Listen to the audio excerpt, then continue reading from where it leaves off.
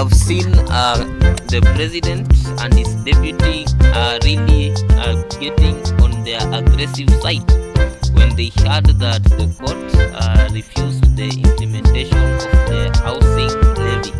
So definitely this kind of anger is, of course, they are very angry because they think they are unchallengeable, that no one can dare challenge them.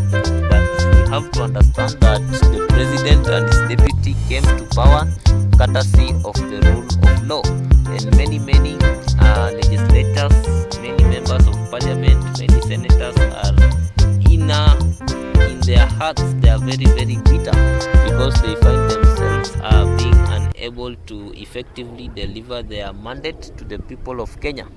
We saw, for example, the finance bill being passed, whereby, but definitely all of us know very well that most of the people that passed this bill did not really support it. It was just due to the pressure of the president. This really the having a strong president, or a president who wants to have his way all the time, is very dangerous. Watch the following clip on Ruto and Gachagua. President William Ruto and his deputy Rigathi have promised to give the housing levy the requisite legal backing after a three-judge bench dismissed the levy as unconstitutional. The three-judge bench, comprising of Justice David Majanja, Lawrence Mugambi and Christine Meoli, also ruled that the collection of the housing levy only from salaried Kenyans is discriminatory. On their part, the Kenya Kwanza administration maintains the levy is an avenue for job creation for the youth. Wiper leader Kalonzo Musyoka, on the other hand, hailed the decision in the wake of what he termed a sigh of relief for many Kenyans following the increased cost of living. The court has since issued stay orders on the housing levy until January, as you heard in that report by Senator Chazima, the 10th of 2024. Wengine wanaleta economic stimulus, sio kufanyia wananchi madharau na dhuluma ya kuongeza ushuru. Tukajaribu kueleza, hawakusikia.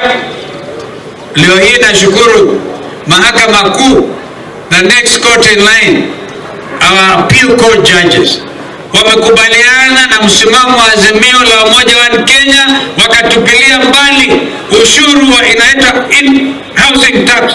People have gone to court to try to suspend the housing levy and to sabotage the housing program.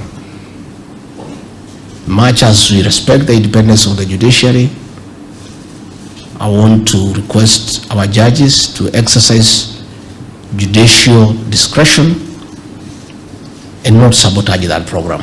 My plan is that by 2027, you will have 500,000 people working. That is the plan. I know the court have said we should go and readjust the law to make it aligned appropriately. That we are going to do, so that the 120,000 people can become 200,000 and can become 500,000 in the next 5 years. We can clearly see that William Ruto and his deputy Rigathi Gachagua are strengthening their fists for a fight. Definitely they will use the route that they have most sway. This simply means that the parliament will once again be used towards the benefit of an individual.